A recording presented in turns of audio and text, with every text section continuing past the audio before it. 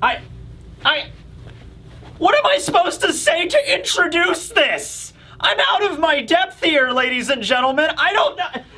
Roger, what am I supposed to say? I mean, I could just, hey everybody, how you doing? Welcome to One Piece chapter 1044. Make sure you belt yourself into your chair because you might shoot off into the stratosphere by the end of it. All right, is that good? Does that work? Okay, let's do that. All right, One Piece chapter 1044 review titled Warrior of Liberation. Also, new rule on the channel. Whenever there's a chapter that is super hyper maximum hype, this one qualifies. I will do the review early, mostly because I cannot wait until Sunday anyway, just like you can't wait, so I'm doing it now.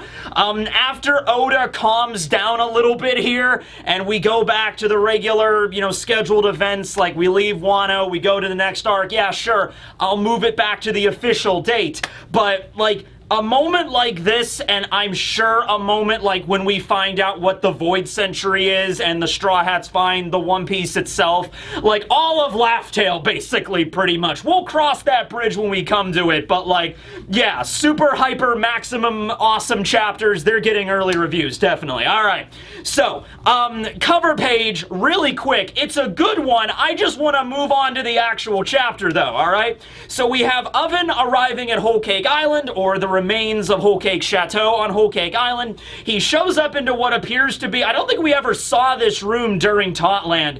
It's like Big Mom's mad science medical surgical laboratory. There was a laboratory on Whole Cake Island. That was the place that Caesar, she rebuilt Caesar's factory from Punk Hazard so he could, perform his gigantification experiments on Whole Cake Island. Maybe that's this building. I don't know. But basically, Oven just shows up to drop off the prison book that has Niji and Yonji in it, and Oven leaves, and Niji and Yonji are apparently about to be, it wouldn't be dissected, it would be vivisected, right? Because vivisection is when you're still alive, and you have Charlotte Kato, who is the 28th son. He's the dude that has, the pumpkin head, the jack-o'-lantern. He was the guy that we thought was a homie that was, Pedro's soul was inside of him for a while, but no, it was revealed he's actually the Minister of Seeds. I don't know if it's a mask or what, but he has a pumpkin for a head. And then we have Charlotte Brownie, who is the 32nd son. He's the dude that wears the Elvis jumpsuit and has the really hairy chest.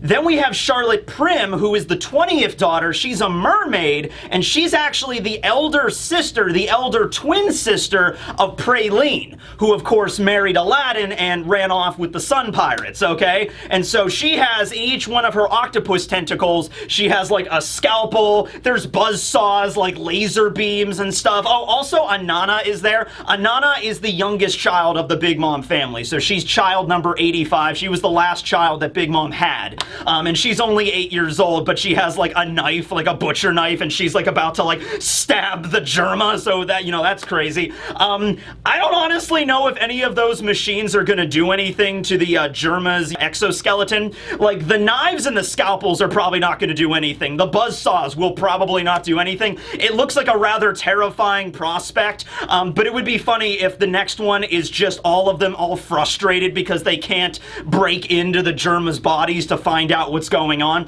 This would make sense, though, that they would be experimented on because Big Mom wanted the Germa science, but that whole plan fell through, but they still captured Niji and Yonji. So they're just going to try to figure it out on their own, how the Germa science works. But most of this stuff, it looks kind of scary, but I wouldn't worry about it too much. And maybe we might have Judge and Ichiji and Reiju break in to rescue them or something like that. All right, already spent more time on the cover page than I wanted to, but it is a good cover page. All right, here we go. Are you guys ready? Are you ready? Oh my god, this is so much fun. I love One Piece. Whew, okay, gotta compose myself. This is gonna be a wild ride. All right, literally, first scene of the chapter, we have a scene with Zunisha outside of Wano, and we get the sound effect of ba-bump, ba-bump, ba-bump, and of course that's the sound of Luffy's heartbeat. I'm just gonna bring this up now because I do not have notes in front of me or anything, and I have a bunch of stuff swirling around in my head right now, so I'll just say it now so I don't forget it later, okay?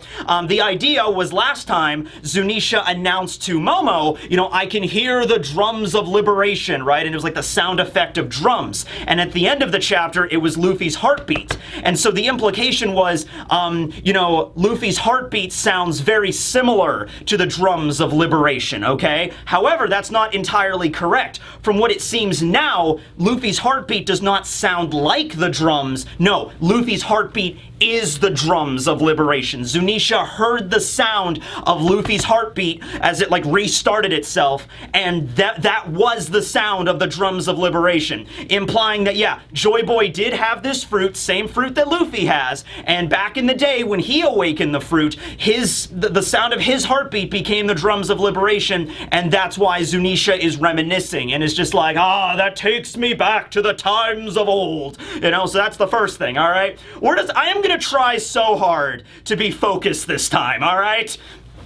Gonna be fairly difficult considering I'm flailing my limbs everywhere right now, but I will try for you, okay? So we have Zunisha there outside the island. Now, over this, we have Luffy's voice, but we do not see him, we just hear his voice. And he's like, what's happening? How am I standing? I thought I lost. I thought I was done. How can I still stand? And even more so, why do I feel so good? Why am I feel like I'm having a blast right now, okay? Once again, we don't really see Luffy himself. We just see him from a distance on top of the roof. Conqueror's Hockey Lightning is firing off on him like crazy. And we just get the implication that Luffy not only has stood back up from being defeated by Kaido, but he's having a really good time. He's having a party. He doesn't just stand up, he stands up and he starts dancing. He's just like, wow, what's going on here? I thought Kaido just bashed me in the head. This is nuts. I thought I died. Wow, this is fun. I'm having fun, okay? So, we'll see where that goes. We get close-up views of Zunisha. We have a close-up view of Momonosuke, and Momo is actually looking rather terrified by this. Zunisha is, of course, very happy because, you know, Joy Boy has returned, but Momonosuke is kind of terrified, and I can sort of understand that because, you know, Luffy apparently just died. Like, his voice just went gone, like dead, and now it's, like, back again, and now the drums of liberation, and now Zunisha's speaking to Momo, and Momo, I would imagine his reaction to that is like, Luffy, what are you? You know, it's like, what's going on here, you know? We also have Yamato there, and she is very confused. Momonosuke is like relaying what Zunisha is saying to him in his mind. You know, Momo is like, okay, Yamato, apparently Luffy is Joy Boy. And then Yamato's like, Nani? Like, what does that mean? And Momo's like, I don't know. So now we cut over to Sanji. Sanji wakes back up after his fight with Queen. The geisha that was there, that was like the one that he protected, Some, was actually, you know, nursing his wounds, okay? So she takes him and sits him down and like bandages him up. So Sanji will be fine. But Sanji actually like wakes up from being unconscious. Like the thing that wakes him up is the sound of Luffy's voice. Remember, Sanji's specialty is observation hockey. He doesn't quite have the voice of all things yet, but, you know, he has really high-spec observation hockey, okay? So it would make sense that he gets woken up by this. So he's, like, kind of in a low-grade coma being, like, fixed up by Osome, and then it's just like, Luffy, I sense your presence, you know, so it's something like that. So he seems rather shocked with this. We cut down to the live floor. We have Eustace Kid, we have Law, and we have Hyo that are all just staring up at the roof. Keep in mind, Kaido is in the room, okay? Giant Azure Dragon, Boro breath blasting everybody in the room. You know, you will bow before me, you peons. They're not paying attention to him. They're paying attention to the roof because the roof is firing off Conqueror's Hockey Lightning like, you know, Eneru has made his triumphant return to the One Piece story, okay? And they're like, you know, Hyo is there and he's like, is that Straw Hat? Oh, I don't understand what's going on. They were like equal parts surprised, terrified, and excited, which pretty much sums up the fandom right now, if you ask me, right? So they're all surprised. Marco senses this, and he's like, okay, well, let's take this from what we understand at base level first. Luffy's not dead, so he says that, and Nami and Otama are there, and they rejoice, because they can't really sense it as well as, you know, Marco, Kid, and Law can, but they're just like, they start crying. It's actually a rather adorable scene where, like, Nami's holding Otama, and they're, like, bawling their eyes out, and they're just like, oh, Luffy, oh, big brother Luffy, you're alive, and just like, yeah. However, you also get the impression Marco is not, like, telling them everything, because Marco also kind of has the expression on his face of, like, all right, Luffy's definitely not dead, but there's something else going on here, okay? So now, we cut over to Marie Joie, because of course we do. Because if there's any group of people that knows what the hell is going on right now, it's gonna be the Gorosei. So we have them, you know, basically bust in for exposition, alright? So we have the Gorosei there in the room of authority. And let me try to break this down. You know, I don't usually do this, but I just need to get this closer to me so I can read everything that's going on here. I apologize here, alright? Okay, let's just go speech bubbles by speech bubbles here. This is the best way to handle this. Okay, so we sacrificed one of our best agents and enraged Kaido.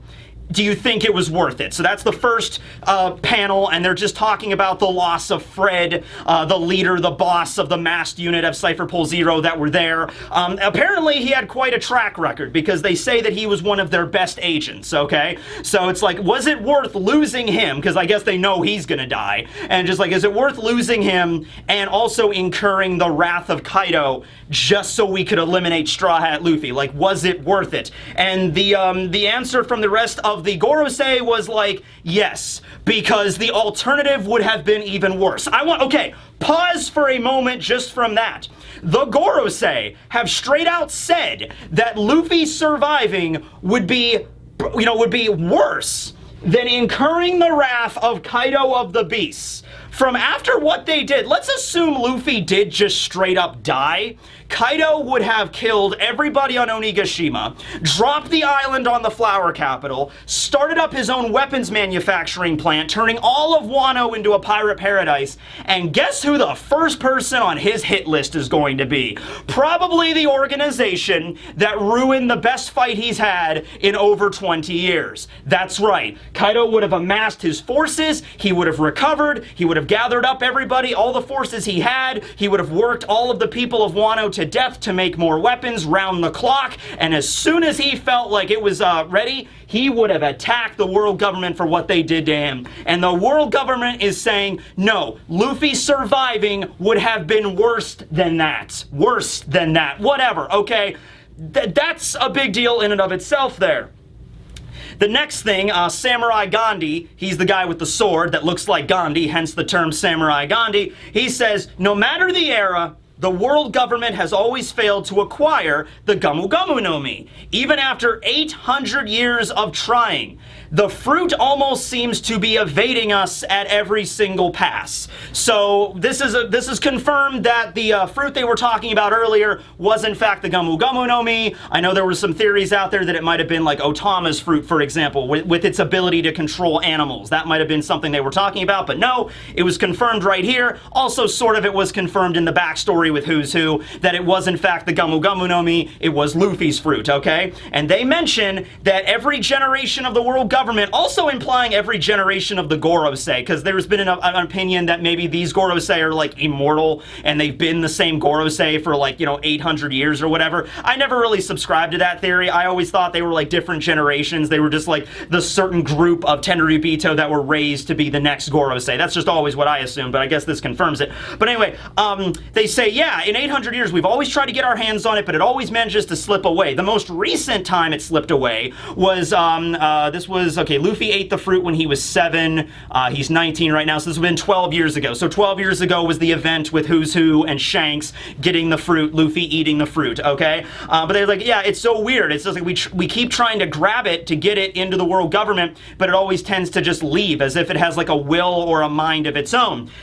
We get a big piece of lore dropped by Gondorf's brother, or Gonfal's brother, the tall, lanky dude with the beard. And I don't know about you, but I always assumed that guy was like the leader of the Gorosei. I don't know why, I just always assumed that the tall dude with the long beard, he looked like, Gondorf the White, or whatever, whatever. I thought he was like the leader of the Gorosei. Maybe not. They're probably all equal in the eyes of Eam. But anyway, I digress. He just basically says, that's not impossible because zone fruits do have a mind of their own at the end of the day. So that's a piece of devil fruit lore that we never really know about. Apparently, zone fruits do have a mind of their own. Now, this actually does make a decent amount of sense. If, this doesn't actually sound as silly as it does, because zone powers are literally the powers of animals. So if you want to say that, like, an animal spirit is inside of a zone fruit, that's not ridiculous. Also, I had a hard time getting to sleep last night because I was just thinking about all the possibilities of this chapter, right? And I was awake for like an hour and a half, just tossing and turning in my bed, thinking of all these possibilities.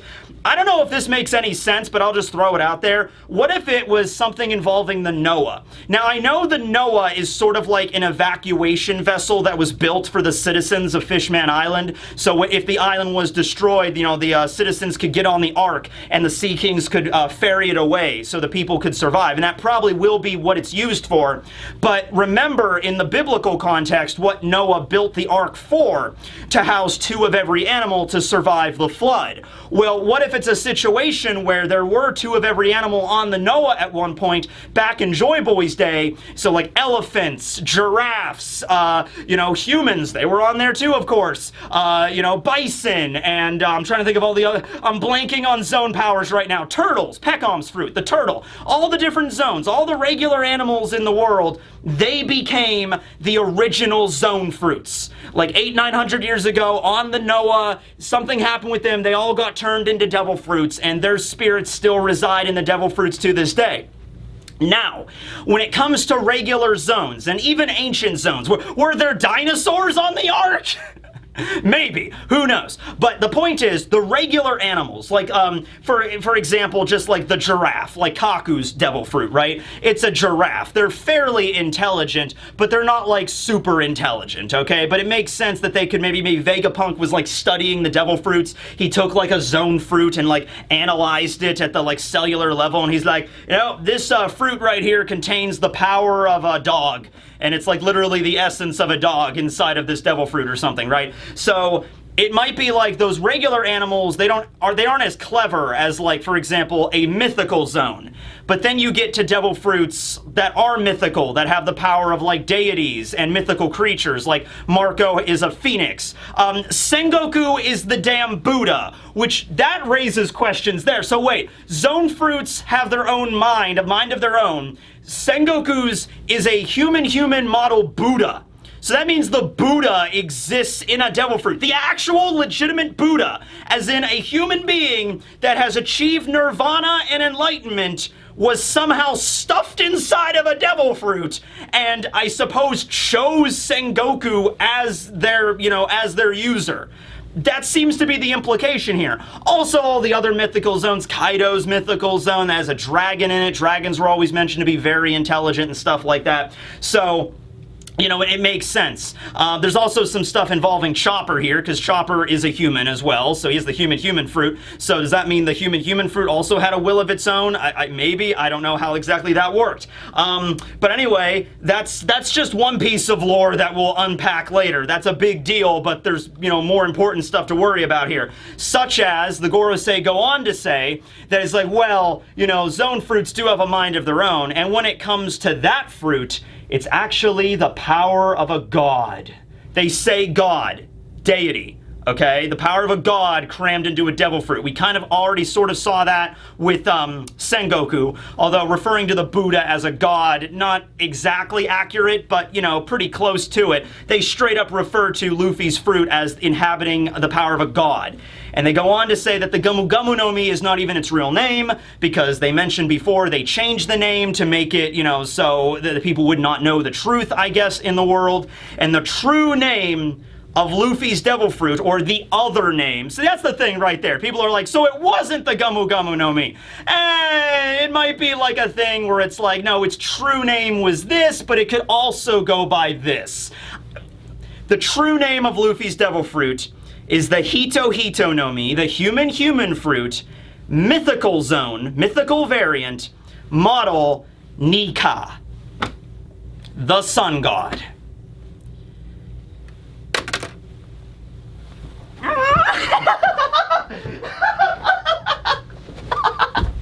Okay. All right. Holy crap. Okay. How do I feel about this? Hey guys, how do I feel about this? Can you tell me how I feel about this? Okay. Should I stop here and talk about this, or should I just...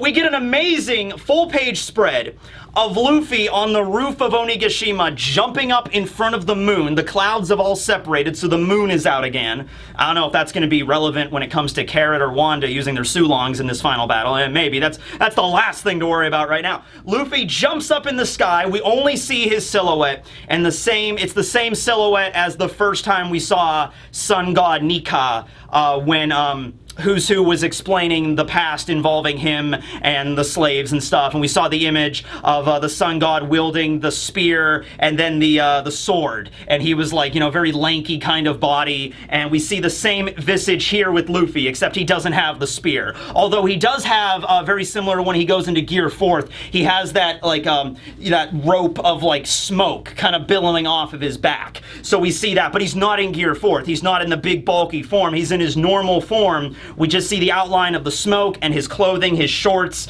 and his very lanky body as he's just jumping around on the surface of the roof of Onigashima like, yeah, this is the best day ever, you know? And we hear throughout this entire moment where he's jumping around the drums of liberation as he's jumping around like a crazy kid, okay? Oh boy, like he's a kid hopped up on freaking soda and pixie sticks. Oh my god. All right.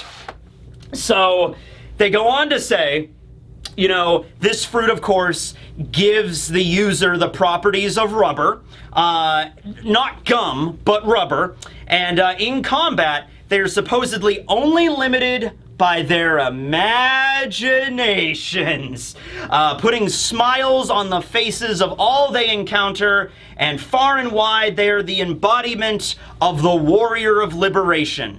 Just as the sun god Nika was mentioned to be the savior of the slaves. You know, the slaves would pray to him to be liberated, like as a symbol of hope. Also something, I'll pause right here. The implication that I always had was that, so Joy Boy lived 800 something years ago, and he had this great power, and he tried to, you know, stop the world government from taking over the world. He failed. Somehow. Something happened and he failed, okay? And there's like that whole apology letter on Fishman Island, right? Okay. After the events of that war, after the Void Century, the government obviously burned and destroyed any records involving Joy Boy or what happened during that blank period, okay? So, I always assumed, even though there was no written records and Joy Boy himself sort of faded into the annals of history, the slaves still sort of like passed down the legend from generation to generation to generation, and over the centuries it sort of got diluted, so Joy Boy's name no longer came up, but they rather invented a deity, because Joy Boy was like a deity to them, you know? It's just like, oh no, it was Nika this entire time. He was the one that saved us all. He was the liberator of all of the slaves of the world. You pray to him and, you know, you will be saved one day, right? So that's not the case. It's actually flip, because right here, the Gorosei flat out confirm, no, Nika is in fact a god.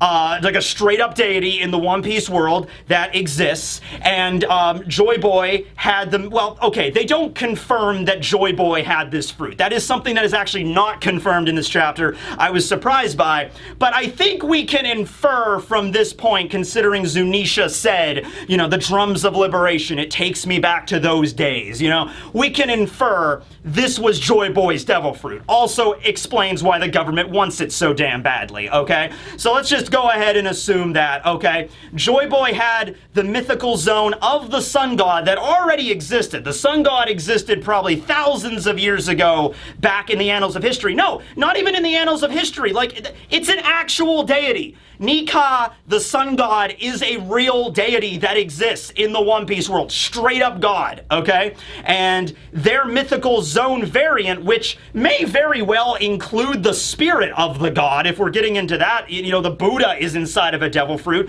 It might not be the power of the sun god. It might be literally the sun god is inside of this devil fruit, okay? It might be a situation like that. Man, we're gonna get to this. This has to explain some stuff on what devil fruits really are, right? Like, are all devil fruits, like, maybe not all of them, but maybe they're like created by the power of a deity or something like that. You know, the process of turning a giraffe into a devil fruit probably was like some divine intervention or something. I don't know. Anyway, the last thing that the Gorosei say as Luffy's jumping around like a trampoline on the moon, that'll come back to being relevant in a second, is that awakening this devil fruit, as Luffy has just done, exponentially strengthens their rubber body and they have even more freedom. It is allegedly, and this is once again, this is not the official translation, but the way that they describe it is the most ridiculous power in the entire world. Now, to go through that statement and break that down a little bit, they say the most ridiculous power in the world. They don't say it's the strongest in the world. They don't say it's the mightiest or, you know, the most broken ability that's ever existed. They say ridiculous or the craziest or maybe the strangest, the weirdest would be another way to explain it. Personally, I still think Osuru's laundry fruit is the weirdest, but who knows? We'll see what's up with Luffy's fruit here in a minute. But it's ridiculous, and I mean, basically it gives Luffy the ability to kind of warp reality a bit. Not warp reality like in the crazy, like metaphysical sense, although kind of. It allows him to basically fight in whatever way he wants. And you know what? This is kind of great because there were so many different theories about what Luffy's new form was going to be. It's been a 2-week break. I have seen hundreds upon thousands upon millions of theories on the internet about what Luffy is going to transform into, what his new power is going to be. It's going to be a resin fruit. It's going to be the Son Wukong mythical zone fruit. It's just going to be the freedom fruit, like the embodiment of the concept of freedom and liberation inside of a devil fruit. But everybody was sort of a little bit right on this, right? Like, it sort of does give Luffy the ability to control his rubber more like a resin, as we're going to see. It also, as the Gorosei stated, is the power that grants the most freedom in terms of fighting. They can fight whichever way they want, however they want to. They can bend their body in whichever way they desire. All that stuff makes perfect sense here, right? Okay, so, yeah, then we have this part of the chapter. Okay, no, seriously, like, I kind of wish Oda would not have put this in this chapter, not because it doesn't fit. It fits very well in this chapter. It's just that it is starting with Luffy in his new form, and it ends with Luffy fighting Kaido in his new form. This part in the middle, I feel, is going to be glossed over by a lot of people. They're just going to breeze through this section because it doesn't involve Luffy, and it doesn't involve his new form, and Joy Boy, and the Sun God, and everything like that. I'm telling you seriously, just take a breath, calm down for a moment. This is an important part of the chapter, and it also has another meaning to the Warrior of Liberation. It's not exactly just limited to Luffy. It might also apply to Hiyori, okay? So now we cut to a scene in the treasure repository where we see Orochi still pinned under the rubble, and we have Hiyori there still playing the song. Orochi has now pulled a complete 180 in an attempt to save his own skin. He has heard from Komurasaki that, you know, she is in fact Odin's daughter. So what does Orochi do? Well, he does the most Orochi thing that you could possibly imagine. What? You're Odin's daughter? You know what? I really admired Odin. Yes, he was truly the greatest samurai in all the land. Tell you what, I've been meaning to build a giant statue of him in the center of the flower capital. But it's just been getting away from me. You know, I have to do shogun things all the time, paperwork. You know how this is. So if you just let me out of this and pull that sea stone nail out of me, I will totally erect a giant 30-story statue of Odin in all of his splendor and glory. We'll even have National Odin Day, where the people are forced to eat Odin. I mean, they can eat Odin if they choose to. Well, what do you think? You know, so he's basically just trying his damnedest to save his own skin here, saying whatever comes out of his mouth, just like, oh yeah, it's Odin's daughter. All right, yeah, Odin, he's a swell guy. Swell guy. You know, when I sent him to be boiled alive in a giant vat of oil, that was out of love and admiration, really. I knew he could survive it, yeah. It was just a test of his challenge. Have you ever read The Labors of Heracles? I was basically a king. Wait, who was the king there? It was in, wait, hold on. Eurystheus, that was it. I was King Eurystheus, basically, there. I was just doing a play. You know, okay. So, obviously, Hiyori does not buy that shit for a second. You know, she's still singing the song with the mask on, although when we see the mask, you can see the tears coming out of the bottom of the mask. She is just openly weeping under the mask, okay? And she's talking to him, and she's just like, you spat in the faces of the samurai of this nation. Who would still believe you after you've said all this bullcrap, right? All of the stuff you've done in 20 years, it is unforgivable. It is unforgivable what you have done to this nation, what you've done to the people, what you've done to my father's memory. You know, my father kept his promise, did he not? He danced like a fool for 5 years because you said that you would save those people that were being kidnapped by Kaido, and you promised him all this stuff, and you completely, you just went away from it. You didn't even honor any of your agreements. You know, he did everything he had to do. He was an honorable man, and you killed him.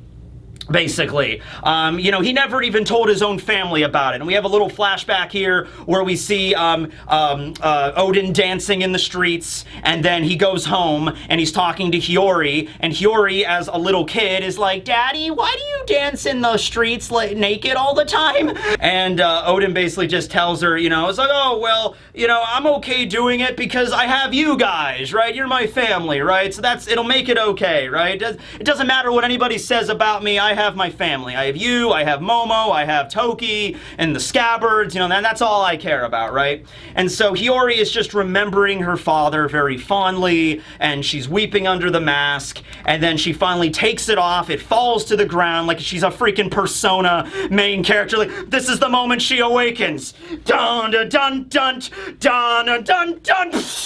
Green fire erupts. What would Hiyori's persona be? Hold on, I gotta think about this one. I'm kind of thinking about Haru's Milady a little bit, but it would basically maybe take the appearance of a very regal, like, you know, Oiron, like her Komurasaki persona, except it would have like a giant like minigun on its back or something like that, or it's like the ability to drop a tactical nuke on anything that it wants. That'll fit, yeah, exactly. So she takes off her mask. Orochi is stunned, and we see a full view of Hiyori's face, and she is not only crying, like the tears coming down her face. Oda draws this one panel so well. You know what? Probably people are gonna disagree with me on this. I think this might be the best drawn panel of the chapter. Because yeah, we got some really cool scenes with Luffy later, but they're usually from a distance or with his face obscured, or when we do see his face, it's in like a smaller panel, or the scene with Luffy like jumping around in the silhouette. Like, we see stuff like that, which does look very good, but here is a full panel of a close-up of Hiyori's face, and you see it hurts, man. It hurts because you see the anguish in her eyes, the tears spilling down her face, the snot coming out of her nose. But not only is she sad, she is uber pissed. This is a light of Hiyori we have not seen at all during this entire story so far, to the point where she kind of looks like a completely different character. She's got the head vein going, she's super pissed off as she's crying, and She's like, you know, hold your tongue, you miserable wretch. I am Kozuki Hiyori. And you think, like, this is it. This is the moment where she takes out a knife or a sword or something, and she just jams it down freaking Orochi's jugular or something, right? This is it. You know, the one day that you spent as Shogun was one day too many, and every day after that was a further descent into hell. You know, so like I said, there's some cool stuff with Luffy, but in terms of just a detailed, like, depiction of Hiyori, of any character, this kind of takes the cake. And once again, I feel like a lot of people are gonna gloss over this section, because we want to get to, like, Luffy at the beginning and then Luffy versus Kaido at the ending with his awakening, right? Right, I want to get there too, but I have to give this the justice it deserves. I can't just, like, gloss over this scene, like, yeah, some stuff happens with Orochi and Hiyori, whatever. Moving on to Luffy. No, this is important. And when it says Warrior of Liberation, not just talking about Luffy, this is also Hiyori as the Warrior of Liberation. She is going to finally liberate all of Wano from this wretch, as she puts it, finally killing Orochi. He's died several times throughout this arc. This is the one that actually matters. However, we're not exactly going to get that, because the Kanzenbo appears, or rather a fragment of Kanjuro's Kanzenbo appears. The majority of it fell down with Big Mom into the hole where it promptly detonated, taking out Big Mom along with all the explosives, but a little fragment, a little chibi version, a pop figurine version of the Kanzenbo appears, and it's just like, you know, okay, I gave the Kanzenbo this very deep voice, like, I am the Kanzenbo, but no, I'm gonna give it like a squeaky voice now, like, is that you, Orochi? I failed, sorry. And then the Kanzenbo is this little gooey slime thing that just appears, and it's just like, Orochi sees it, and it's like, yes, Kanjuro, yes, Kanjuro, you have reappeared, finally. Well, this is, I know I said that was the final performance, but this is truly the final encore performance. Yes, attack Hiyori, attack this foolish child of a foolish lord, and end this bloodline once and for all. Burn her to the ground. And the chibi Kanzenbo is just like, Orochi-sama, Orochi-sama, and it's like approaching Orochi. It's not listening to what he said, and then he's just like, what are you doing? Get away from me, no! And he can't move and he can't transform, so the Kanzenbo hits him, and even though it's smaller, Orochi is not like, yeah, he has the power of a mythical zone, but not right now, and he doesn't have haki, so this thing hits him, and he just engulfs in flames, and you see the pain on his face. It looks like he's simultaneously being burned alive and electrocuted at the same instance, which, yeah, okay, yeah, no! You know, and so you have a moment there where Hiyori has actually calmed down a bit. She doesn't look as enraged. She's still crying, but she's just like looking down at Orochi just being set aflame, and she's just like, the dawn will arrive in this new era. The Kozuki clan always keeps its promises. As Orochi is like, Kanjuro, what are you doing? Save me, you idiot! The scene changes, but not before. We have a beautiful moment where Hiyori is just standing there, and you can guarantee, you can bet your bottom dollar, she is gonna sit there and she is gonna watch as he burns down to a damn skeleton. She's gonna stand there, she's gonna sit down, take out her shamisen, and she's gonna start strumming that song, and she's gonna sit there just watching as the life slowly drains out of Orochi, as he's burned apart, as his skin burns off, then his muscles down to his bone, and she's just gonna be sitting there strumming that song, Moon Princess, the entire time. She's not gonna blink. Alright, until finally he's dead, and then she's gonna get back up, and then, I don't know, go hang out with Denjiro or something. Still don't know what's up with that guy. Now, there's a lot of questions going on here, like why did the Kanzenbo attack Orochi even though it carries out the will of Orochi? I'll talk about that in another video because we don't have time, because we need to move on, okay? That is not as important, and I don't want to go on a 10-minute tangent about that when we get to the final moment of this chapter, all right? So, that was the moment with Hiyori and Orochi. Very impressive scene. Okay, now, we have a scene on the roof where Luffy's jumping around and he's saying to himself, like, this is crazy, this is awesome, I feel like I can do anything, the whole world is open, I've never felt more free than in this moment in my life. My heartbeat sounds funny, ba-bump, ba-bump, ba-bump, ba-bump, ha ha ha, that's weird, I should probably see a doctor about that. Anyway, it doesn't matter, this is my peak, this is the ultimate form I have sought, this is Gear 5th!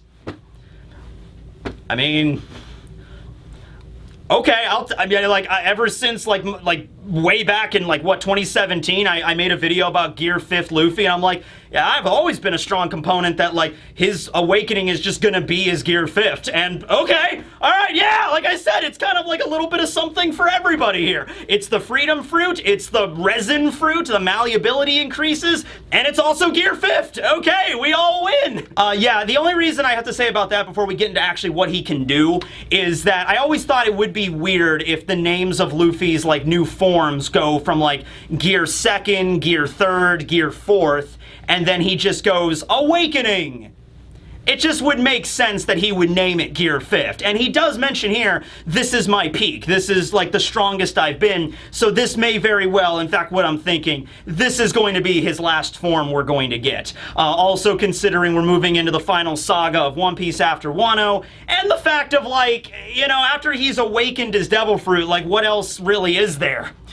We find out in the next arc, and at Elbaf, they find out there's actually super awakenings. You know, it's like Super Awakening Blue. It's just like, wow, Gear 6th? I'm gonna say for right now, this is it. This is basically Oda telling us, okay, he had Gear 2nd and 3rd before the time skip, he learned Gear 4th during the time skip, and he learned Gear 5th now, nearing the final saga of the story. This is Luffy at his apex. Now, that doesn't mean he can't train with this ability and get even stronger, but this is Gear 5th. This is going to be Luffy's ultimate technique, okay? So, that is incredible. We're basically, people have likened this to when Goku first went Super Saiyan. And yeah, in terms of just the raw excitement of seeing your main character go through such a drastic change, it's insanity. It really is. It hits home from, like, when I was a little kid watching Goku first transform into a Super Saiyan. It really does harken back to that. So now we cut to the live stage. The hockey is now firing off so much that all of the waiters and the pleasures that were just moments ago all energized and excited about, like, Kaido is back! Now there's like, yeah, let's charge! Oh no. You know, so they're all getting their asses knocked out by Luffy's Conqueror's Haki, okay? Everybody's looking up. Kaido even looks up. And the expression on his face is the same as, like, Marco's and Kid's and Law and Momo. Kaido looks kind of terrified. Kaido's just flabbergasted as, like, what is going on up there? You know, I thought he was dead. Double page spread here, okay? You ready for this? Luffy's giant arm just reaches down from the hole, grabs Kaido like a snake toy, or a sex toy, I mean, whatever, and then yeets him back to the roof. It's just like, come here! Yes, Roger, yes! Okay, and just whoop! The fist looks like Luffy's Gear 3rd, except, you know, way more malleable, like more flexibility, you know, and everything like that. But it might even actually be bigger than Gear 3rd because it literally grabs Kaido like he is a dog's, like, chew toy or something, just like, and just drags him back up to the freaking roof, okay? Everybody is surprised by this. You have Kid and Law, and they're there, and they're like, Straw Hat, what? Is that you? Chopper is just super excited that Luffy's still alive. He's like, Luffy, you're still alive, yeah, awesome. And so Kaido just like, what? Foosh! Gets dragged up to the roof. Luffy, we still can't see him entirely, but he has one arm around Kaido's, you know, snake body, dragon body. He takes his other arm, like Popeye the damn Sailor Man, and flexes it like, oh yeah! And then he just begins to pound the ever-loving shit out of Kaido. He whips him around like a damn ceiling fan, and then he just bam, bam, bam, bam! Hold on a second, I need to grab something. Oh God, okay. Hey everybody, say hi to Nightmare Luffy. Remember Nightmare Luffy? Yeah, it's the same scene when Luffy went into Nightmare Luffy and beat the shit out of Oars. Same exact scene where Luffy takes Oars and he's like spinning him around the air by his hair and then bashing him into the ground. Same exact scene. So Oda was taking some cues from that. There are so many callbacks to previous chapters, and I'm just like, every time I'm on Facebook or Reddit, like I'm scrolling down and there's another like, oh, this scene is foreshadowing for this, oh, there's another scene that's foreshadowing, oh, here's another one, and just like, oh my god, so that's why they're all swirling around in my head right now. I'm trying to remember all of them. There was also the scene at Punk Hazard when Luffy first meets Momonosuke in the trash compactor, and you know, Momonosuke's like, I turned into a dragon after I ate a weird fruit, but I don't know if I could turn back. And Luffy's like, oh yeah, you should be able to turn back. And he's like, I can? And he's like, I don't know. I'm not a zone type. Ah! You know, by the way, there still needs to be questions that need to be answered. I'm not saying that, you know, I'm okay with this, like, you know, like oh, this is all right. You don't need any further explanation. No, we still need some answers to this.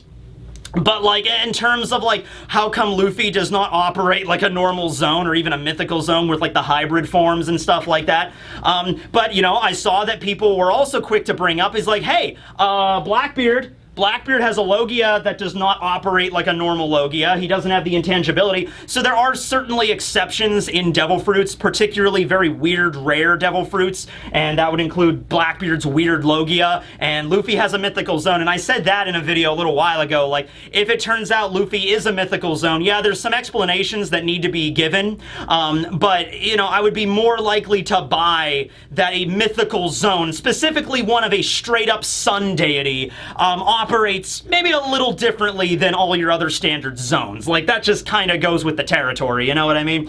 So anyway, Luffy pounds Kaido into the dirt. He gets up. There's, like, stars strewing around his face. Like, cuckoo, cuckoo, cuckoo. Like, what's going on here? Oh, you're still alive. Okay, cool. Boro breath. He blasts a Boro breath at Luffy. Luffy, his eyes pop out of his head like a damn cartoon character, and then he grabs the ground, lifts it up like a shield made of rubber. He turns the ground rubbery. So, boom, there we go. We got Rubber World, ladies and gentlemen. And so he lifts it up, the Boro breath hits it, and boom, bounces right back to Kaido. And that right there proves that this ability is the essence of I guess, rubber or bouncing something back at the opponent like a cartoon character.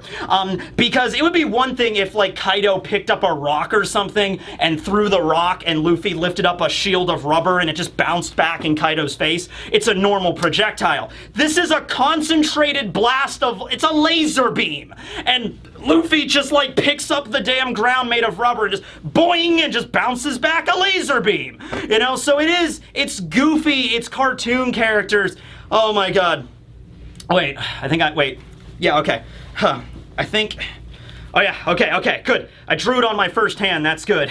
Are you guys ready to enter a world of absolute nonsense and ridiculousness? Oh yes, you are. It's time to enter Toon World!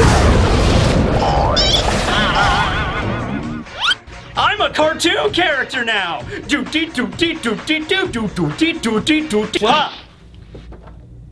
That was weird. I'm never doing that again. Anyway, okay. So yeah, no. Luffy's powers is essentially like, you know, rubber hose animation back in the day, you know? Rubber hose animation, the first animation that really began... okay, hold on. Rubber hose animation began at the beginning of the 20th century, around the 1910s into the 1920s when it really gained notoriety. Of course, back in the day, we didn't have actual animators because it was a completely new field, but there were some very talented comic book artists at the day. Probably the most notable of this rubber hose animation, where their hands and legs do not have joints and they move around fluently, was Felix the Cat. Yes, that's right, Felix the Cat. He was a cat, but he was also Felix. Also Mickey Mouse in Steamboat Willie, the original Mickey Mouse cartoon from, I believe, 1919, possibly 1920, also operated in that similar fashion. Indeed. This is a weird review. Anyway, we also see as Luffy bounces the Boro breath right back into Kaido's face. Luffy's there just laughing maniacally on his ass. Just like, well, he's using his laughter style. Well, no, he's using ah ha ha ha ha, but he's also using like she, because that's like Luffy's laughter style. He's kind of alternating between the two. I don't know if that's just a translation thing or whatever, but we also see the title right there, Gear 5th. And I'll just end out the chapter because we're right here at the very end of it. There's 2 panels left. One panel is Kaido getting up, looking very serious. And he's just like, ugh, sorry about earlier with that intruder. I didn't want the fight to end like that. And Luffy's just like, don't worry about it, bro. It's fine. Let's finish this. Yeah!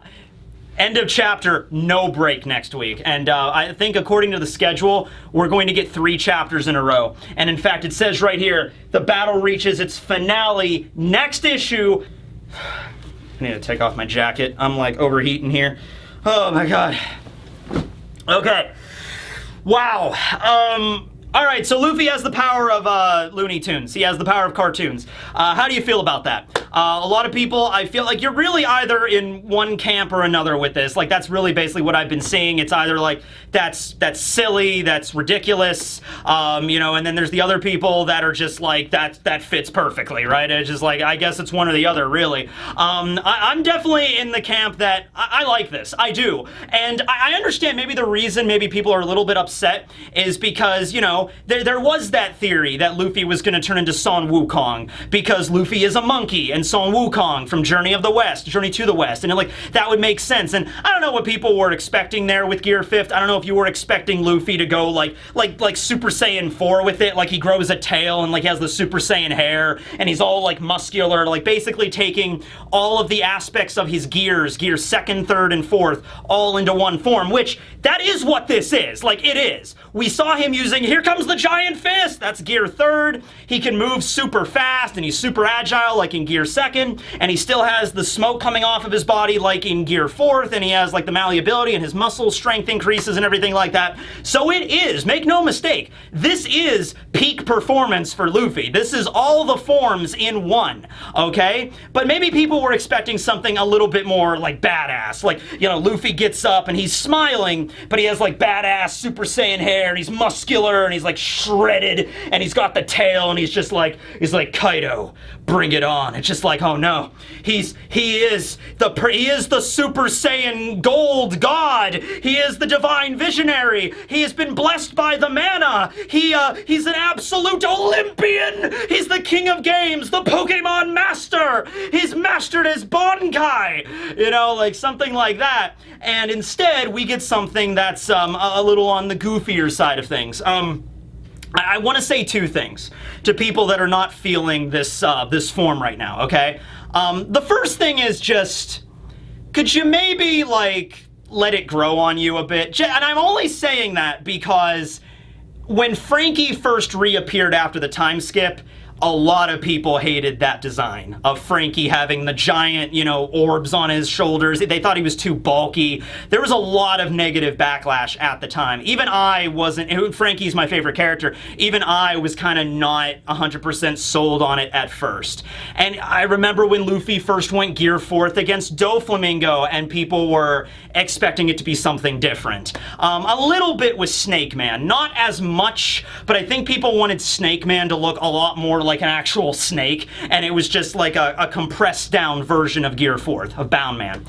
So I would just say, you know, give it a little bit of time, you know, a few more chapters to like have it maybe grow on you to see. Just because like I've seen every time Luffy has a new form, there usually is like, you know, this sucks, and then give it some time. The other thing that I'm gonna say is, this really does fit Luffy's character perfectly. I mean, the ability to adjust his rubber and the malleability of that to his whim, allowing him to do a bunch of crazy stuff. Of course, one of the overall themes of One Piece is freedom and everything, and so this embodies it perfectly. Like I said, there are still a lot of questions involving the nature of this fruit. Where do devil fruits come from? I think a really big question now, more than ever. Why does Luffy's zone never work the same way as other zones? Did Shanks know about this? I reread chapter 1 and Shanks did say directly to Luffy's face, "This is the Gamu Gamu no Mi, you'll turn into a rubber man." So I'm under the impression, maybe at least back then when Shanks was like 27 and he first met Luffy, he thought it was the Gomu Gomu no Mi. Maybe now when Shanks is older and he's a Yonko and he's traveled the world more in the Grand Line and maybe learned some stuff, maybe he actually learned that it's not in fact the Gomu Gomu no Mi, but, you know, the mythical zone model Nika. Maybe Shanks knows about it now, but maybe not back then. You know, so there's so many questions that need answered here, but I'm just gonna say, like, if I was given this chance, like, if somebody presented me with, like, okay, we got two concepts for Luffy's Gear 5th, his awakening. You can either have him be based off of Son Wukong, you know, like the Monkey King from Journey of the West. I keep saying Journey of the West, Journey to the West. You can have him based off of that kind of design, more of like a badass kind of anime style. My phone is ringing, but it's not important right now. Or you could have him based off of the cartoon characters like crazy rubber hose designs from the 1920s. You could have him based off of like silly cartoon effects and things like that, where he's jumping around and his eyeballs are popping out of his skull. Also kind of like Who Framed Roger Rabbit. That's another big one. That's a lot of people reference that one. That was obviously later. That was in the 80s. But yeah, you could either based off of Son Wukong or that, the cartoon thing. I would go with the cartoon. I really would. I mean, that's fine if you want to go the other direction, but like, I just think this fits Luffy's character perfectly. Now, we're still going to have to deal with like the awakening backlash where whenever Luffy is finally done with this, he's probably going to be extremely exhausted and he's not going to be able to pull this out like whenever. But right here, right now, we're seeing Luffy and in his form that he's going to have to fight Blackbeard pretty much, or Akainu, or maybe Shanks at some point, right? Like, this is it. This is the first time we're seeing this. This is Luffy's strongest form, from what we understand. You know, and the fight with Kaido is not done yet. Like, Kaido took a beating this chapter, but he got right back up, and he's just like, all right, cool, the fight's on again. I also love some of the cartoon effects that Kaido had, like when he was being spun around, his eyes were popping out, and then he got hit, and his, like, the little cuckoo birds and stars were, like, over his head, like, ugh. Am I still drunk? You know, that kind of shit. It's funny to me. It works, okay? I'm sorry. Yeah, that's my opinion on this. I love it. Of course, we're gonna do a whole discussion on this later, a whole video on this. By the way, if I'm probably gonna just title this video something more generic because I don't want to spoil anything. But if I was thinking about just titling it Toon World, and a lot of people made the Toon World references to Yu-Gi-Oh, so I'm glad I wasn't the only one there that like immediately thought of that. My god, this is insane. This is a crazy point we're at in the story, right? It sort of opens up more questions than it answers. It definitely opens up more questions than it answers. But I like the direction where Oda's going with this. We are finally going to wrap up this fight next chapter, and let's just see where it goes, you know? And you know what? I'll be straight with you. Like, if Oda never really goes into great detail with this, if he never really explains it, or if the explanation is lacking, I will tell you that I think that, you know, if that's like, oh, you know what, One Piece was great, but, you know, Oda did this thing with Luffy and he never really explained it very well afterwards. I mean, that might have been, you know, kind of whatever. But I think Oda will. I have faith that he will. Probably when Vegapunk shows up, we'll learn a little bit more about how all this works. Are we getting into a pantheon now? Since there's a sun god, is there a moon god? Like, where are we going with this? Like, I don't know what direction we're gonna take, but hey, if they're going to Elbaf next, that's like Norse mythology. We could explain some stuff there, because we've already established with Big Mom's backstory, the giants worship the sun. So if they go to Elbaf and Luffy has this form, they might have, it was just never mentioned, but the giants might literally worship Nika as their deity. Like, that is their sun deity. And Luffy rocks into town looking like this. Like, I can picture it now. The Straw Hats land at Elbaf. They're walking into town. Chopper and Usopp are like, hey Luffy, show us that form you were in. I want to see it again. You're funny. You're goofy when you're like that. And Luffy's like, she. Guys, that really does take a lot out of me, but okay. Gear 5th! And he's bouncing around Elbaf. He's like, ha, this is so much fun. And Usopp and Chopper are like, this is great. This is so fun. And he lands in the center of town, and the giants are like working. They're just like, hey there, Bjorn, how you doing today? I'm doing pretty good. Einar, how you been? I'm good. Hear about Thorfinn? Yeah, he left. He went to some other island to set up a colony. Boom! Luffy just lands in front of them and just like, holy crap, it's the sun god! Worship thee! You know? That could legit happen, alright? So, oh man, this is a crazy one.